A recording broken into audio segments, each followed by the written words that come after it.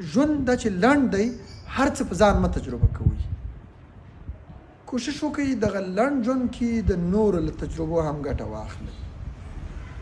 د ژوند د چارو اړوند کوشش وکړئ د مشرانو، د لیکوالو، هغه څوک چې د خپل ژوند تجربې لیکلي دي د هغوی د ژوند تجربې مطالعه کړئ او په خپل ژوند کې یې وکاروئ، ځکه موږ دومره وخت نه لرو چې هر څه په ځان تجربه کړو.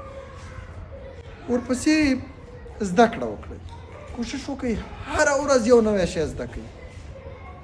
کوشش وکړئ له هره ټکره، له هرې حادثې، له هرې پیښې یو نوی څه زده کړئ. څنګه وایي بار بار باید له یوې سوړي تاسې مار ونه چیچي. نو همیش زده کړه وکړئ. بله دا چې زموږ او ستاسې د ژوند ښې ورځې همدا دي چې تېرېږي. همدا نن ښه ژوند وکړئ. هغه نامعلوم سبا په اړه باندې چورتونه مه ووهئ.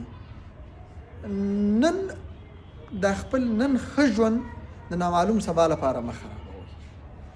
نن ښه وګرځئ، ښه وخورئ، ښه وڅکئ، ښه وپالئ، ښې خبرې وکړئ، له خلکو سره ښه رفتار وکړئ. نن د ستاسې د ژوند تر ټولو بهترینه ورځ ده. په حال کې ژوند وکړئ. دا چې ژوند لنډ دی د کرکې، عقدې او کینې پر ځای مینه وکړئ. خپلوي وپالئ، ملګرتیا وپالئ. د خپلوانو، دوستانو، ملګرو سره په غم او ښادۍ کې شریک شئ. ورسره وخاندئ، ورسره وژاړئ. ځکه ژوند په کرکه، په کینه او په عقده نه ارځي.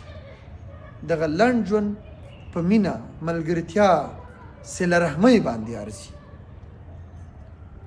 کوشش وکړئ نوي کتابونه مطالعه کړئ، له نوو څیرو سره وپېژنئ، نوي ملګري پیدا کړئ، خو زاړه ملګري هېڅکله هم مه هېروئ. له زړو ملګرو سره مو ملګرتیا هم وپالئ.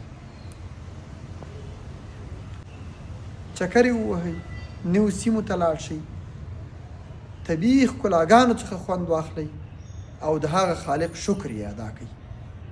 دغه خالق چې د نړۍ دغسې ښکلې منظرې یې پیدا کړي دي، دغسې یوه ښکلې نړۍ یې پنځولې ده. بله دا چې هېڅکله هم د تیر شوي پرون په اړه او د نامعلوم راروان سبا په اړه چورتونه او تشویشونه مه کوئ. پرون تیر دی او سبا نامعلوم دی. په حال کې ژوند وکړئ. له پرونه یوازې زده کړه وکړئ، د سبا لپاره پلان ولرئ، هیله او امیدونه ولرئ د سبا لپاره، او نن ژوند وکړئ.